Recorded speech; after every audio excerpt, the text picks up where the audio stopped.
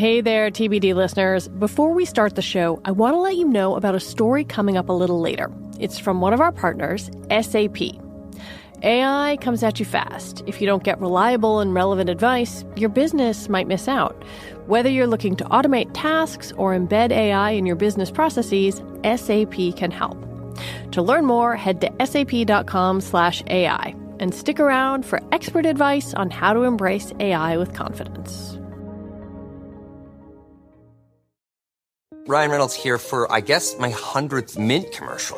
No, don't. I mean, honestly, when I started this, I thought I only have to do like 4 of these. I mean, it's unlimited premium wireless for $15 a month. How are there still people paying 2 or 3 times that much? I'm sorry, I shouldn't be victim blaming here. Give it a try at mintmobile.com/save. Whenever you're ready. $45 upfront payment equivalent to $15 per month. New customers on first 3-month plan only. Taxes and fees extra. Speed slower above 40 gigabytes. See details. When I sat down with Slate's Nitish Pahwa, I had a question about how he has been spending his time.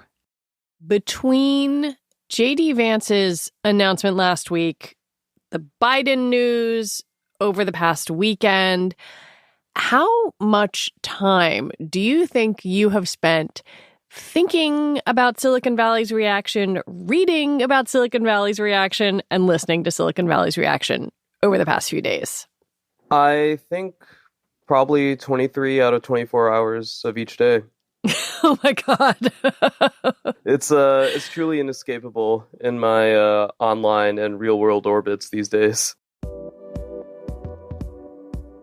Nitish covers business and tech for Slate, and he's been writing about what Silicon Valley CEOs and investors want out of this election, especially a very vocal group of them. Elon Musk, Peter Thiel, David Sachs, Mark Andreessen, just to name a few, who are throwing their weight behind former President Trump and J.D. Vance. I was trying to compare and contrast, some of their old posts from even just last month. And they're so hard to find. You have to do so much scrolling because they post nonstop, probably hundreds of times a week. It's crazy making. For a long time, Silicon Valley was regarded as solidly blue, with a bit of a libertarian streak. Sure, there were conservatives like Thiel, but they were few and far between, outnumbered by Democratic fundraisers like Sheryl Sandberg, Reid Hoffman, and large progressive workforces.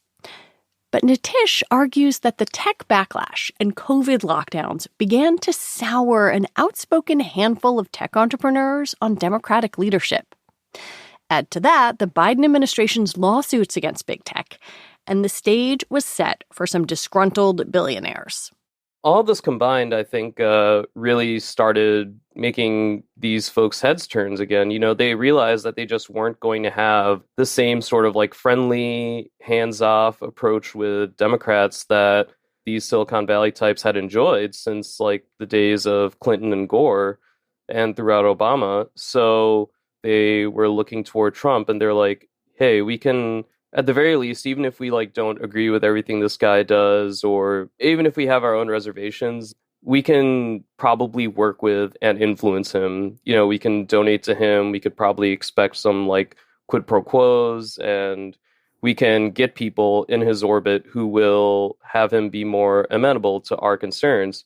And you saw that pretty successfully play out with J.D. Vance as Trump's new vice presidential pick. So today on the show, which way will Silicon Valley and its considerable money break in this election? Outspoken investors are loudly backing Trump. But could the prospect of having native Californian Kamala Harris in office change their calculations? I'm Lizzie O'Leary, and you're listening to What Next TBD, a show about technology, power, and how the future will be determined. Stick around.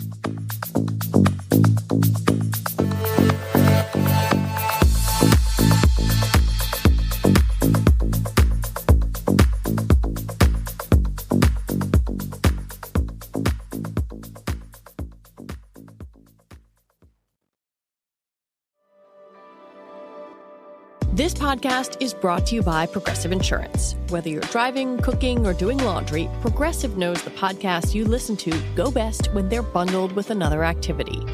Much like how Progressive home and auto policies go best when they're bundled. Having these two policies together makes taking care of your insurance easier and could help you save, too.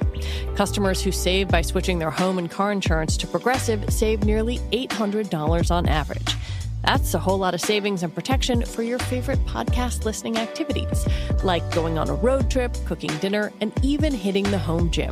Yep, your home and your car are even easier to protect when you bundle your insurance together. Find your perfect combo. Get a home and car insurance quote at Progressive.com today. Progressive Casualty Insurance Company and Affiliates. National average 12-month savings of $793 by new customers surveyed who saved with Progressive between June 2021 and May 2022. Potential savings will vary.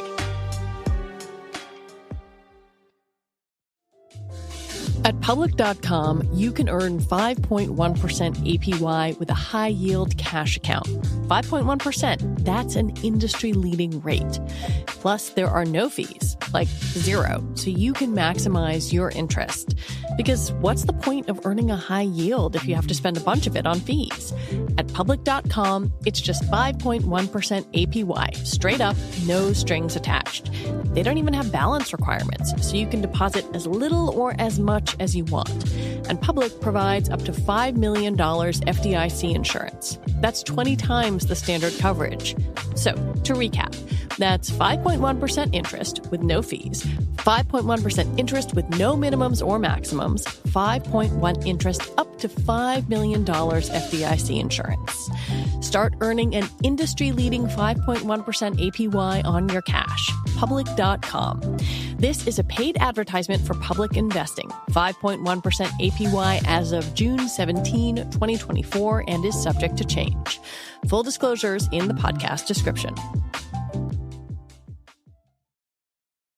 Over the last few months, a group of extremely online tech investors has been raising money for Donald Trump. In June, Trump attended a fundraiser in San Francisco hosted by venture capitalist David Sachs. And this coming week, J.D. Vance will raise money in Palo Alto. Then there are the social media boosters like Mark Andreessen and Elon Musk. I do think that you have seen a very vocal minority of tech folks really speaking out now about, their own political agendas here. And I think a lot of them also are louder right now because they harbor resentment from during the first Trump term.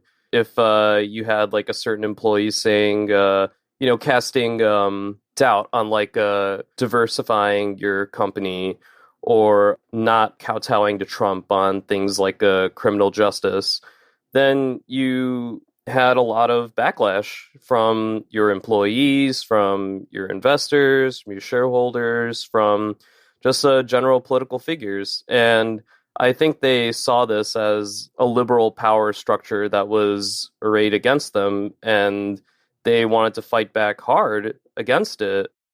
One question that I often think about with people who are wealthy, we can slice and dice policy in all these different ways. But is there a way to just say, how much of this is about wealthy people who don't want to pay higher taxes? Oh, I mean, that's huge. I mean, you saw Mark Andreessen and his partner, Ben Horowitz, saying that on their podcast from their VC firm that, Biden wants to raise, these capital gains taxes that's going to, destroy our economy.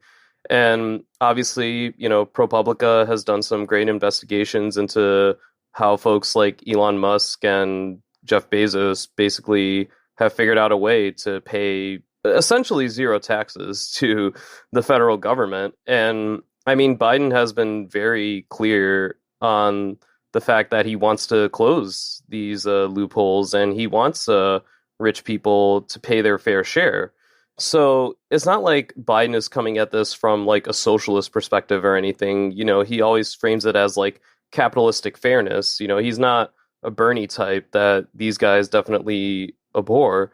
But even this is too much for them to bear. I mean, they love their wealth. They love their power. They love the influence it buys them. They want to stock up on their bunkers for when the apocalypse hits. So they definitely don't want to see more of that money going to the government. And they also, I think, fundamentally just don't believe that the government can spend money in a better or smarter way than they can.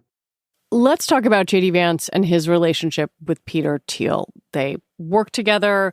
Vance worked for Thiel. Thiel supported Vance's Senate campaign. Tell me a little bit about their relationship and whether you expect Peter Thiel to be doing a lot of fundraising or influencing this campaign. Peter Thiel seems to have definitely taken his foot off the politics brake a little bit.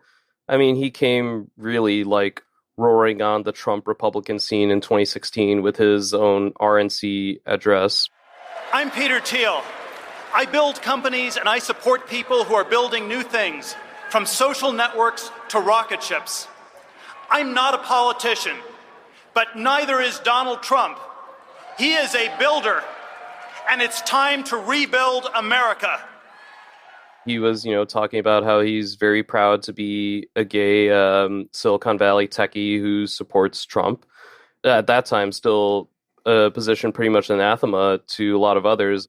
Peter Thiel and Vance specifically, they go back a ways to when Vance was in law school and he heard Peter Thiel give a lecture and, was very much wowed by this guy, wanted to figure out a way to get into his orbit. And in 2016, which is, of course, when Vance shot to national fame with his memoir, Hillbilly Elegy, he was also working for one of Thiel's many investor funds at the time.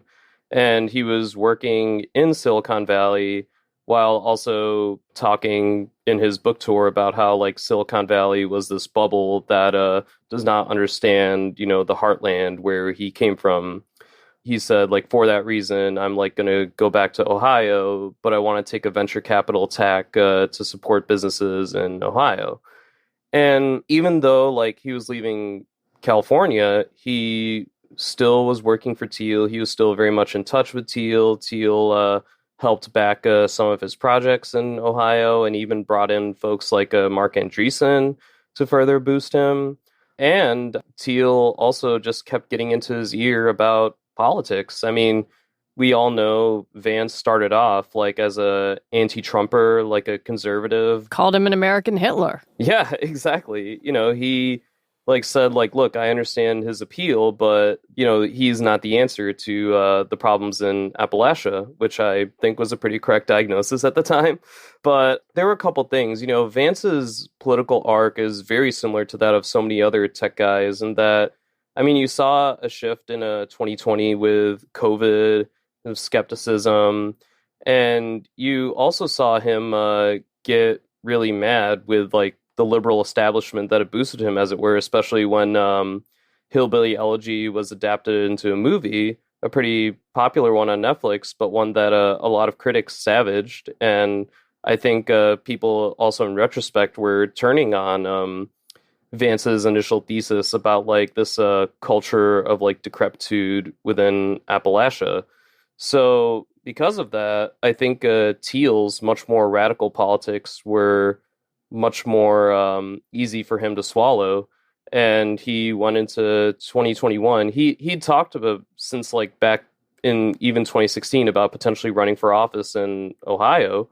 And he had a big Republican mega donor, Peter Thiel, on his side, whom he'd worked closely with and who could actually connect him with Trump and get their relationship back on track.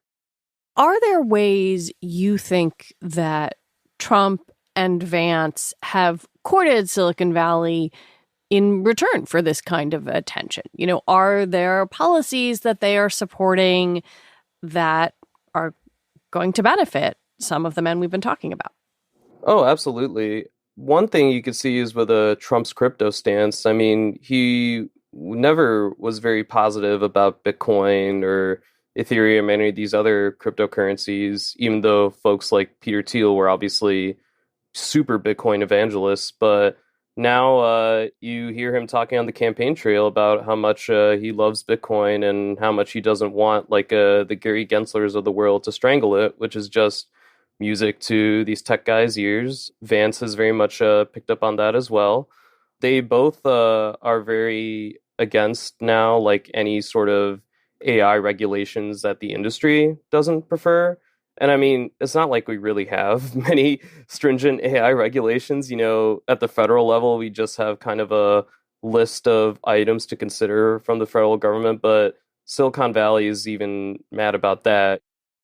There's some interesting, I guess, tension in J.D. Vance's views, because he has been skeptical of some aspects of big tech. He, at one point, was supportive of breaking up Google, but also, as you mentioned, he's been pushing back against regulation on AI, and yet has been supportive of Lina Khan. Like, there are a whole bunch of different things going on here. Is there a through line that you can see that goes through all of it, or is it just someone who has a bunch of different thoughts on these issues?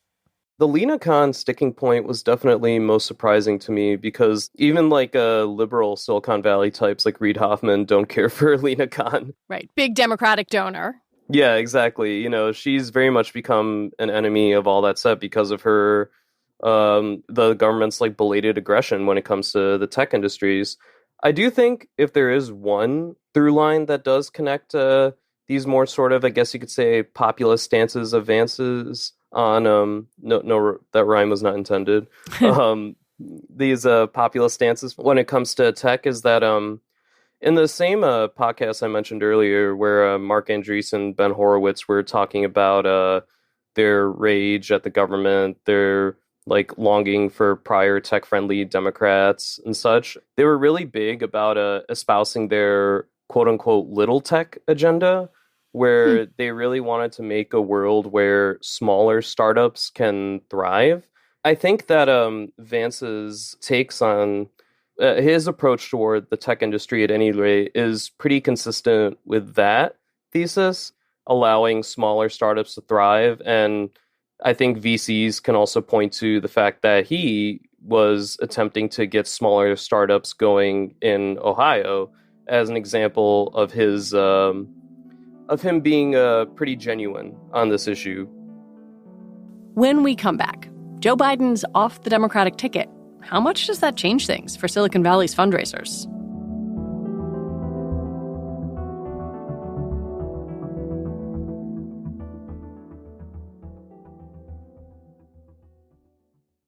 This podcast is brought to you by Slate Studios and SAP. AI is moving so fast. If you don't get reliable and relevant advice, your business might miss out. Welcome to Dear Artie, an advice column from SAP, where we tackle the tricky questions at the intersection of AI and business. Here's our expert, the technology futurist, Ian Khan. Hi, I'm excited to dive into today's question. Dear Artie, as our company expands, so do our hiring efforts. How can AI help us attract top talent? Signed, Searching for Higher Power. So, searching for higher power, one of the most daunting undertakings of an HR leader today is building a new team and finding and vetting new talent. This is a very time-consuming process and can take precious organizational resources. As a companion to the HR team, AI technology can be used to create job descriptions, analyze candidate resumes, and filter candidates into various pools based on experience, skills, or any other parameter. You can also use AI to match internal talent with positions available. Parameters for this can be set, rules can be set, that can all be done through the algorithm. There are so many things that we as humans could be not looking at that AI can do in a matter of seconds. Embrace AI with confidence. Head to sap.com/AI to learn more. This episode is brought to you by SAP. First, the bad news. SAP Business AI won't help you generate cubist versions of your family's holiday photos, but it will help you understand which supplier is best to help you roll out your plant-based packaging in Southeast Asia. Identify the training your junior project manager needs to rise up the ranks, and automate repetitive tasks while you focus on big innovations, so you can be ready for the next opportunity. Revolutionary technology, real-world results. That's SAP Business AI. This is the story of the one. As head of maintenance at a concert hall, he knows the show must always go on. That's why he works behind the scenes, ensuring every light is working, the HVAC is humming, and his facility shines. With Grainger's supplies and solutions for every challenge he faces, plus 24/7 customer support, his venue never misses a beat. Call quickgrainger.com or just stop by. Grainger, for the ones who get it done. Obviously, so much of the way these Trump backers were positioning themselves was against Joe Biden. Now that Biden has said he is not running, and it appears as if the candidate will be Kamala Harris, how does that change things? Does it? I mean, she's from California. She is no stranger to the donors in Silicon Valley herself. It'll definitely be interesting to see how that plays out. I think a lot of tech types do remember her from her time in, San Francisco politics as Attorney General of California and later senator, as also being decently within the Obama mold of like a tech-friendly quasi-progressive, if you will. And I think a lot of them, for folks like David Sachs especially, who, are really like all for tough on crime approaches and trying to like rid San Francisco streets of like crime and drugs and homelessness, they'd probably have a lot to like about Kamala Harris's prosecutorial background. But I think for a lot of these more outspoken right-wingers too, they're going to look at the team that Harris surrounds herself with going forward, right? If it's a lot of the same folks who worked under a Biden proper administration, your Lena Khans, your John Cantors, your Gary Genslers, then I think they'll use that as like, look, she's just going to be Biden 2.0. We have to run against that. Is there anything she could do you think, that would win them over? Or maybe that ship has sailed? I guess it depends on, whether what she does that would appeal to them would also appeal to the Democratic base, right? Because a lot of Democrats are, I think, not unhappy with the Lena Khan era. I think a lot of folks have been wondering that like these tech companies for too long have gotten away with so much, and it's good that there is at least some like accountability being held here. And so if Kamala decided tomorrow that she was going to like draw and quarter Lena Khan in Fremont, unlikely, but okay, I'll go with you on this. Exactly. I mean, yeah, she'd probably get a few cheers from like Andreessen, Musk, Sachs, all those guys, but like she would also probably get a lot more skepticism from Democratic base voters, especially in her home state. So I think it really depends on how much she wants to play that card of being friendlier to the tech types while also like trying to hold on to the base. I mean, Reid Hoffman, former PayPal mafia guy, former associate of Sachs and Elon and Thiel, big Democratic mega donor, he's already like thrown in his hat for Harris, and I expect that other liberal Silicon Valley types will do the same. And if so, I mean, they may also be assigned to Harris that she would probably be okay with continuing the tack that Biden did when it came to the tech industry. You and I are talking about this because you've written about it, because this is a show that is focused on tech. And so I have to wonder, how much impact do the machinations of a handful of Silicon Valley donors matter to a general election? But then there's the other part of me that's like, I don't know, if you're on Twitter, X, you are getting a flood of Elon Musk posts no matter what. Like, how do you parse out whether or not the Silicon Valley primary, if you want to call it that, matters? That is a great question. I think there are a couple things we're going to have to catch to see like how much this all really ends up mattering in the long run. One is how much the right-wing donors managed to raise for Trump, who early in the year was pretty desperate for cash, but has now managed to close the gap a little bit. 2, we've seen Harris now literally just getting such a huge surge of small dollar donations and getting some of the bigger Democratic donors in her corner as well. Ultimately, I do think that the majority of Silicon Valley, again, is very Democratic, very blue. A lot of them, I think, are going to be pretty energized to donate to Harris, a California native just like them, and a San Francisco native. It's gonna play out in terms of just like whether the loud minority of right-wing Silicon Valley folks can match that fundraising and grassroots effort. And I suspect they're going to trail a little bit, but they will at least have given Trump a better fighting chance than he might have had even just a few months ago. Nitish Pahwa, thank you so much for your reporting and for coming on to talk about this with me. Thanks as always for having me. Nitish Pahwa covers business and tech for Slate. Check out his writing about the election on our site. And that is it for our show today. What Next TBD is produced by Evan Campbell, Patrick Fort, and Cheyna Roth. Our show is edited by Paige Osborne. Alicia Montgomery is Vice President of Audio for Slate, and TBD is part of the larger What Next family. And if you want to support our work, the single best thing you can do is join Slate Plus. Just head on over to slate.com/whatnextplus to sign up. All right, we'll be back on Sunday with another episode. I'm Lizzie O'Leary. Thanks for listening.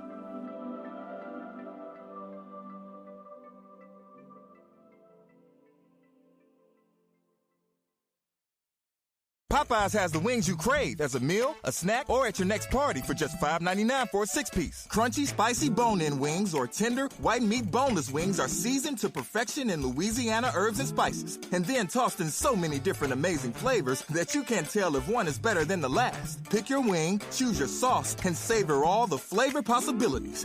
It's the best of both wings, and they're just $5.99 for a 6-piece. Love that chicken from Popeyes. At participating U.S. restaurants.